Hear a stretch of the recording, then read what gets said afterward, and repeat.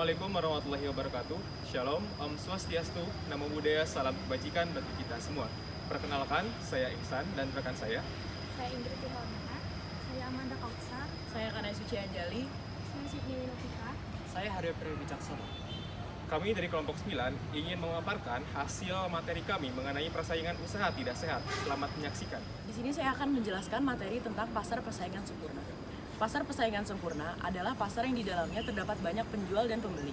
Namun dengan demikian, kedua pihak tidak dapat mempengaruhi harga karena telah ditentukan oleh pasar itu sendiri secara keseluruhan permintaan dan penawaran. Para pelaku ekonomi di pasar persaingan sempurna juga sama-sama telah mengetahui kondisi dan memiliki informasi terkait dengan pasar tanpa adanya campur tangan dari pemerintah dalam pasar ini. Jenis pasar ini juga disebut sebagai jenis pasar yang paling ideal karena dianggap mampu menjamin terwujudnya efisiensi pasar. Selain karena jumlah penjual dan pembeli yang banyak, produk yang dijual pada pasar persaingan sempurna bersifat homogen atau identik satu sama lain tanpa perbedaan kualitas, jenis, merek, atau karakteristik. Contoh pasar persaingan sempurna sederhananya dapat kita temukan pada pasar pertanian, pasar valuta asing, dan pasar komoditas. Selanjutnya, saya akan menjelaskan tentang persaingan usaha tidak sehat. Dalam hal ini, persaingan usaha tidak sehat diatur dalam Undang-Undang Nomor 5 Tahun 1999. Persaingan usaha tidak sehat merupakan persaingan antar pelaku usaha dalam menjalankan kegiatan produksi dan atau pemasaran barang atau jasa yang dilakukan dengan cara tidak jujur atau melawan hukum atau mengambil persaingan usaha. Dalam hal ini, contohnya adalah kartel, perjanjian tertutup, dan monopoli. Pada materi selanjutnya, kami akan menjelaskan tentang monopoli. Monopoli adalah penguasaan atas produksi dan atau pemasaran barang dan atau atas penggunaan jasa tertentu oleh satu pelaku usaha atau satu kelompok pelaku usaha. Praktek monopoli merupakan pemusatan kekuatan ekonomi oleh satu atau lebih pelaku usaha yang mengakibatkan dikuasainya produksi dan atau pemasaran barang atau jasa tertentu hingga menimbulkan persaingan usaha yang tidak sehat. Pembangunan ekonomi berjangka panjang memiliki salah satu tujuan, yaitu meningkatkan kesejahteraan rakyat. Salah satu caranya adalah dengan menciptakan iklim persaingan usaha yang sehat. Maka dari itu didirikanlah dan dibangun Undang-Undang Nomor 5 Tahun 1999 mengenai larangan praktek monopoli dan persaingan tidak sehat. Nah, secara umum Undang-Undang ini memiliki 6 materi muatan yang akan dibahas. Yang pertama itu mengenai perjanjian yang dilarang, yang kedua itu kegiatan yang dilarang, ketiga posisi dominan, keempat ada komisi pengawasan persaingan usaha, kelima penegakan hukum, dan nantinya juga dijelaskan mengenai ketentuan lain yang ada di undang-undang. Yang disebutkan oleh rekan saya tadi, bahwasanya undang-undang ini setidaknya mengatur 6 bagian umum yang diantaranya adalah perjanjian yang dilarang, yaitu oligopoli, penetapan harga, pembagian wilayah, pemboikotan, kartel, dan juga lain-lainnya. Kemudian undang-undang ini juga mengatur tentang kegiatan yang dilarang, yaitu kegiatan monopoli atau melakukan usaha penguasaan atas produksi dan atau pemasaran barang dan atau jasa yang dapat mengakibatkan terjadinya praktek monopoli dan atau persaingan usaha yang tidak sehat. Kemudian pelaku usaha dilarang melakukan kegiatan yaitu kegiatan monopoli yang dimana melakukan penguasaan atas produksi dan atau pemasaran barang dan atau jasa yang dapat mengakibatkan terjadinya praktek monopoli dan atau persaingan usaha tidak sehat. Kemudian ada juga kegiatan monopsoni dan juga kegiatan penguasaan pasar serta perseorangan. Hal lainnya yang diatur oleh undang-undang ini yaitu posisi dominan, di mana memuat tentang keadaan di mana pelaku usaha tidak mempunyai pesaing yang berarti di pasar yang bersangkutan dalam kaitan dengan pangsa pasar yang dikuasai, atau pelaku usaha mempunyai posisi tertinggi di antara pesaingnya. Agar implementasi dari Undang-Undang Nomor 5 Tahun 99 ini berjalan dengan baik, maka dibentuklah KPPU atau Komisi Pengawas Persaingan Usaha. Nah, KPPU ini memiliki tugas yang wewenang. Tugasnya antara lain yaitu adalah dengan melakukan penilaian terhadap perjanjian yang dapat mengakibatkan praktek monopoli atau persaingan usaha yang tidak sehat. Yang kedua, melakukan penilaian terhadap kegiatan usaha atau tindakan pelaku usaha yang dapat mengakibatkan terjadinya praktek monopoli. Yang ketiga yaitu mengambil tindakan sesuai dengan wewenang yang ada pada pasal 36. Selanjutnya itu adalah untuk menyusun pedoman dan publikasi yang berkaitan dengan undang-undang ini. Kemudian untuk wewenangnya sendiri, KPPU berwenang untuk menerima laporan dari masyarakat atau dari pelaku usaha atas dugaan praktek monopoli. Yang selanjutnya untuk melakukan penelitian, melakukan penyelidikan, kemudian untuk memanggil pelaku usaha yang terlibat dalam kasus ini, kemudian untuk menghadirkan saksi-saksi ahli dan membantu bantuan penyidik, kemudian untuk meminta keterangan ahli yang nantinya akan diputuskan dan juga akan diberikan sanksi berupa sanksi administratif kepada pelaku usaha tersebut. Baik, memasuki bab selanjutnya, yaitu mengenai perjanjian yang dilarang dalam Undang-Undang Nomor 5 Tahun 1999 tentang larangan monopoli dan persaingan usaha tidak sehat. Dalam hal ini, kami membawa 3 jenis perjanjian yang diatur dalam undang-undang tersebut. 3 diantaranya, yaitu perjanjian pemboikotan, perjanjian kartel, dan perjanjian penetapan harga. Memasuki perjanjian yang dilarang pertama, yaitu mengenai perjanjian pemboikotan. Perjanjian pemboikotan berasal dari kata serapan bahasa Inggris, yaitu boycott, yang pertama kali digunakan dalam peristiwa Perang Warland di Irlandia sekitar tahun 1880. Itu kata pemboikotan berasal dari kata nama seorang kapten, yaitu Kapten Charles Boycott, seorang agen tanah Inggris yang mengelola berbagai perkebunan di wilayah Irlandia. Pemboikotan dapat diartikan sebagai suatu tindakan bersama untuk melakukan penolakan yang berurusan dengan orang, tokoh, atau organisasi yang biasanya berkaitan dengan ketidaksetujuan atau memaksa untuk menerima syarat-syarat tertentu.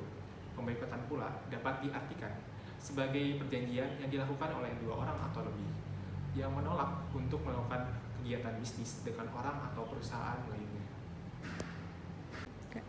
Selanjutnya mengenai karakteristik pemboikotan. Dalam hal ini, saya akan membawa mengenai 4 karakteristik yang terkait dengan pemboikotan itu sendiri.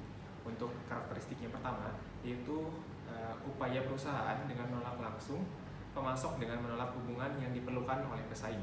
Yang kedua, boikot memotong akses kepada pemasok. 3, perusahaan yang memboikot memiliki posisi yang dominan. Dan yang keempat, yaitu praktek umumnya tidak dapat dibenarkan dengan niat untuk meningkatkan efisiensi keseluruhan. Selanjutnya, mengenai existing hukum Indonesia terhadap pemboikotan ini diatur dalam pasal 10 Undang-Undang Nomor 5 Tahun 1999 tentang larangan monopoli dan persaingan usaha tidak sehat. Baik, selanjutnya mengenai perjanjian yang dilarang kedua, yaitu mengenai perjanjian kartel. Perjanjian kartel adalah kerjasama sejumlah perusahaan yang bersaing untuk mengkoordinasi kegiatannya sehingga dapat mengendalikan jumlah produksi dan harga suatu barang dan atau jasa untuk memperoleh keuntungan di atas tingkat keuntungan yang wajar. Kartel akan memaksa konsumen membayar lebih mahal suatu produk, baik itu barang mewah maupun barang-barang yang biasa diperlukan oleh masyarakat, seperti obat-obatan dan vitamin. Kartel menggunakan berbagai cara untuk mengkoordinasikan kegiatan mereka, seperti melakukan pengaturan produksi, penetapan harga secara horizontal, kolusi tender, pembagian wilayah, pembagian konsumen secara non-teritorial, dan pembagian pangsa pasar. Akan tetapi, perlu pula kita sadari bahwa kartel yang efektif tidaklah mudah untuk dicapai. Bagaimanapun, terdapat kecenderungan para pelaku usaha akan selalu berusaha memaksimalkan keuntungan perusahaannya masing-masing.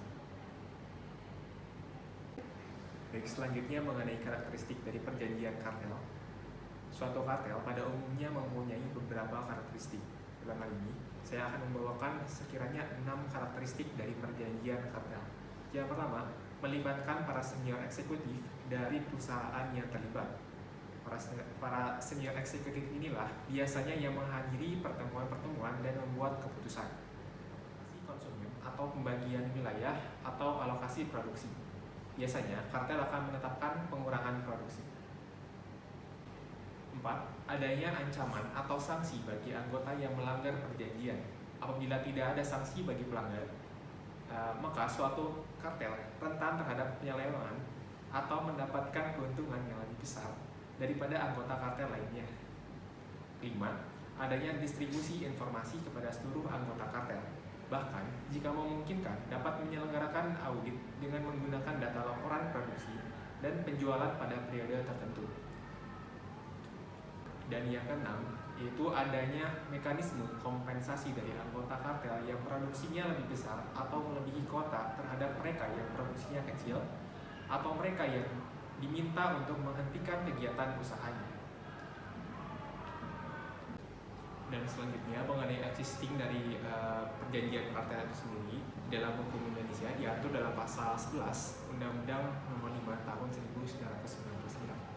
Contoh ketiga dari perjanjian yang dilarang adalah penetapan harga. Nah, penetapan harga ini adalah sebuah bentuk kerjasama dari 2 perusahaan atau lebih yang digunakan untuk mengincar keuntungan yang lebih tinggi. Nah, kesepakatan ini dapat memunculkan beberapa penetapan seperti penetapan harga yang lebih tinggi, penetapan kuantitas barang yang lebih rendah, dan juga pembagian pasar. Mereka melakukan hal tersebut karena keuntungan yang mereka dapat saat ini semuanya bergantung pada seberapa efisien mereka menekan biaya produksi.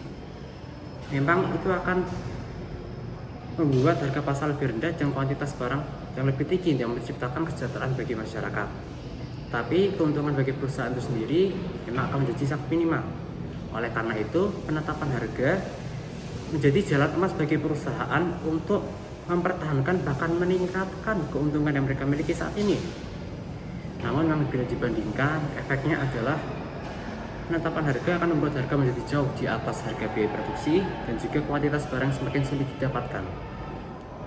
Penetapan harga diatur dalam pasal 5 UU nomor 5 tahun 1999. Di situ diatur terdapat 3 indikasi bagaimana penetapan harga tersebut. Yang pertama adalah perjanjian. Selama terdapat sebuah kolusi, terdapat sebuah kerjasama, maka itu akan dapat dianggap sebagai sebuah penetapan harga. Yang kedua, itu adalah antar pelaku usaha dan pesaing. Selama pelaku usaha dan pesaing itu ada dalam sebuah pasar yang sama, selama mereka saling berhubungan, maka penetapan itu akan dianggap juga sebagai sebuah pelanggaran. Yang ketiga adalah harga yang dibayar oleh konsumen. Harga itu bukan hanya pada harga akhir, tapi juga pada skema harga yang ada, seperti misalnya adalah selisih biaya produksi dengan harga akhir yang akan menciptakan keuntungan yang akan mereka dapat. Dalam pasal 5 juga, dalam ayat 1 juga disebutkan bahwa ada beberapa kesepakatan yang tidak boleh dilakukan, adanya penetapan, yaitu salah satunya adalah menaikkan atau menurunkan harga, kedua memakai suatu formula dasar perhitungan harga, ketiga memelihara perbandingan tetap harga yang dipersaingkan dengan suatu produk tertentu, ketiga menyediakan atau menyampaikan diskon, dan yang lain adalah pemberian syarat kredit.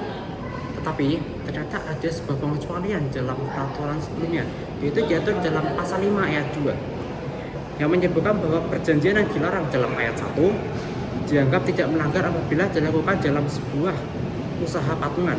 Nah, usaha patungan ini sendiri merupakan usaha yang dibangun oleh dua pelaku usaha atau lebih yang berbagi keuntungan dan kerugian berdasarkan perjanjian yang ada. Nah, eksistensi dari usaha patungan ini terpisah dari eksistensi usaha induk yang dimiliki oleh para pelaku usaha. Jadi, segala keputusan yang dihasilkan oleh usaha patungan ini akan terpisah dari segala keputusan yang dimiliki oleh usaha induk. Tapi bukan berarti pemisahan tersebut adalah pemisahan yang mutlak, karena perusahaan patungan juga dapat menjadi sarana, sebuah wadah yang terpisah untuk melakukan sebuah kolusi. Sekian pemaparan dari kelompok kami. Terima kasih telah menyaksikan. Wassalamualaikum warahmatullahi wabarakatuh. Om Santi Santi Om, Namo Buddhaya, salam kebajikan bagi kita semua.